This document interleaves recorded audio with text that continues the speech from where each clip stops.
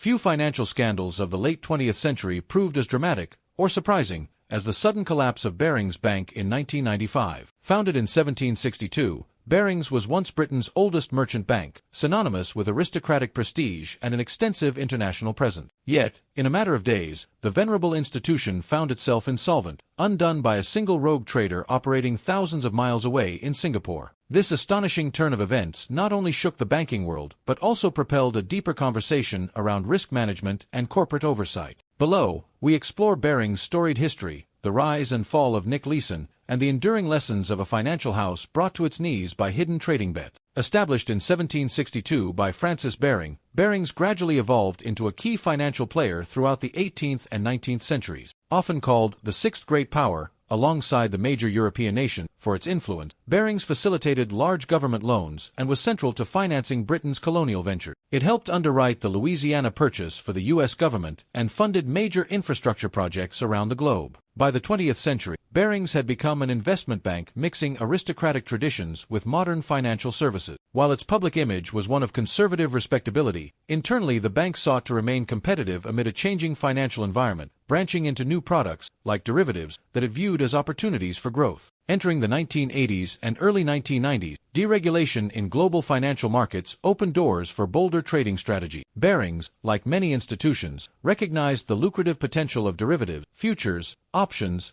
and other complex instruments. Hoping to expand in Asia, the bank established operations in Tokyo, Hong Kong, and especially Singapore, where the Singapore International Monetary Exchange, SIMEX, was fast becoming a hub for futures contracts. While Barings was not among the largest British banks by asset size, it retained enormous prestige. Its name alone inspired confidence among clients and counterparties. This perceived trustworthiness would later allow relatively unchecked operational structure, an oversight that would prove disastrous when an ambitious trader exceeded his limits. Nick Leeson arrived at Barings in the late 1980s as a back-office clerk. Smart and energetic, he was transferred to Singapore in 1992 to help expand the bank's presence on SIMEX, dealing primarily in futures linked to stock indices and interest rates. Despite lacking an elite banking pedigree, Leeson impressed superiors with his work ethic and apparent profitability. Soon he was promoted, with responsibilities spanning both the front office, executing trades, and the back office, settling and recording transactions, a highly unusual arrangement that gave him near-complete control over his own positions. Initially, Leeson reported major gains from his trading activities, drawing praise and envy within Barings' London headquarters. His successes placed him on a fast track for bonuses and further authority. However, behind the scenes, Leeson had begun masking trading losses in a special error account, known internally as Account 88888. The account was supposed to record small mistakes or discrepancies in trades, but Leeson secretly used it to hide mounting losses from unauthorized bets. These undisclosed losses sprang largely from speculative futures positions on Japan's Nikkei 225 stock index and other instruments. At times, Leeson attempted arbitrage trades, buying and selling index futures on different exchanges to exploit tiny price discrepancy. But instead of pure arbitrage, he often took large directional bets hoping to recoup earlier setbacks.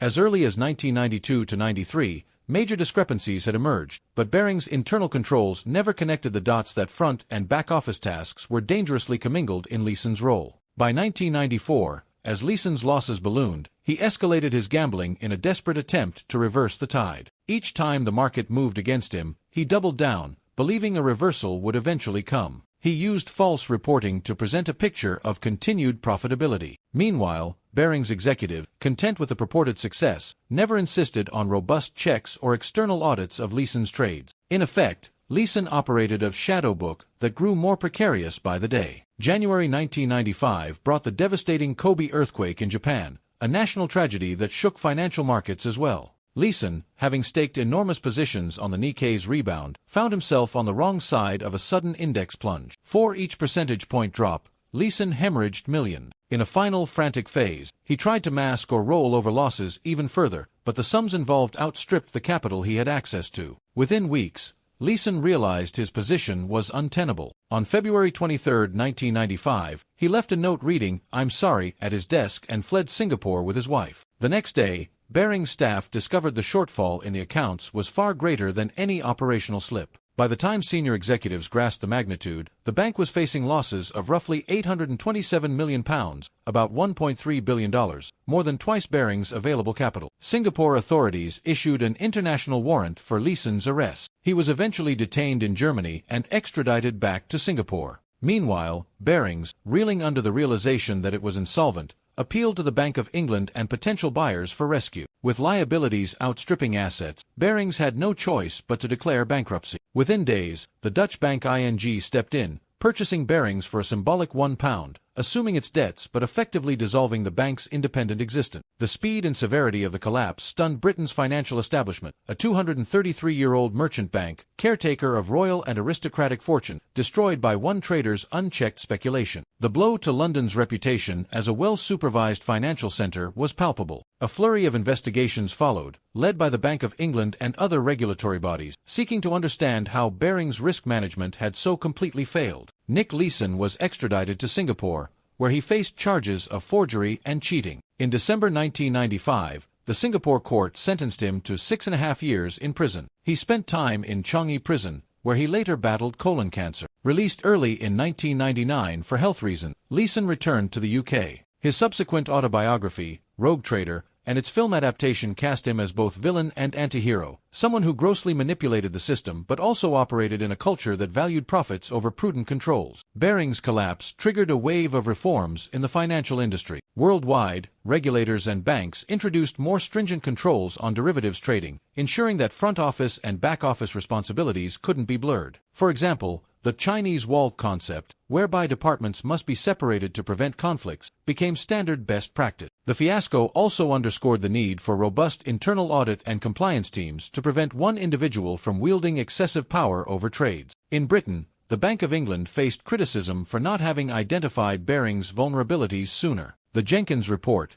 commissioned to probe the meltdown, pointed to systemic failings at multiple levels of oversight. A repeated theme in postmortems was Barings' complacency, fueled by a long tradition of success and the bank's venerable reputation. Senior management lacked experience in the fast-evolving world of derivatives. The bank's hierarchical culture, combined with Leeson's apparent golden boy status, stifled questions that might have exposed the mounting red flag. The critical procedural error lay in giving Leeson dual control of trading and settlement. Without independent checks on his positions, there was no fail-safe. Modern banks, post-Barings, widely implemented policies to segregate these functions and rely on separate teams to reconcile trades daily, ensuring suspicious discrepancies are flagged immediately. Barings' downfall also highlighted how competitive pressure to chase high returns in derivatives can blind leadership to the possibility of catastrophic failure. Risk management must adapt robust models and stress tests, plus a culture of honest reporting. Institutions discovered that no brand legacy, no matter how hallowed, substitutes for vigilant internal governance. Regulatory regimes worldwide grew stricter about capital adequacy and reporting procedures, culminating in frameworks like the Basel Accords. While not solely a reaction to Barings, the episode reinforced a global push for consistent,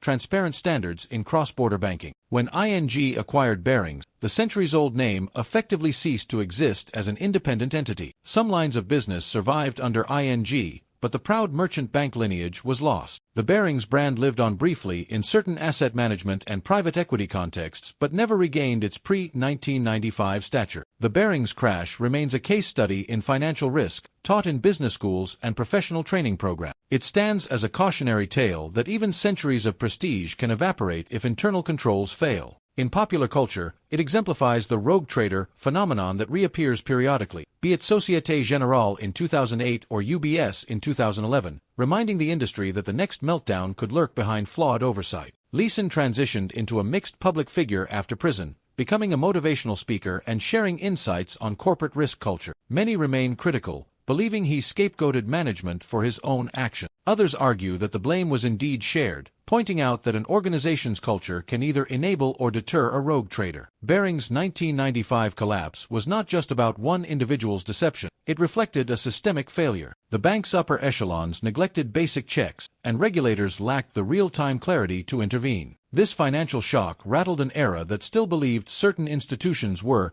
too established to fail. Ultimately, the Barings story resonates because it underscores how, beneath polished reputations and storied histories, a toxic mix of unchecked ambition and weak governance can bring about swift ruin. In the decades since, the banking world has undergone immense transformation, with robust risk models and digital monitoring of trades. Yet the caution from Barings' demise endures. In finance, oversight can never be taken for granted, and complacency can be as dangerous as outright malpractice. Even centuries-old pillars can crumble when cracks, concealed or ignored, turn into gaping chasms of loss.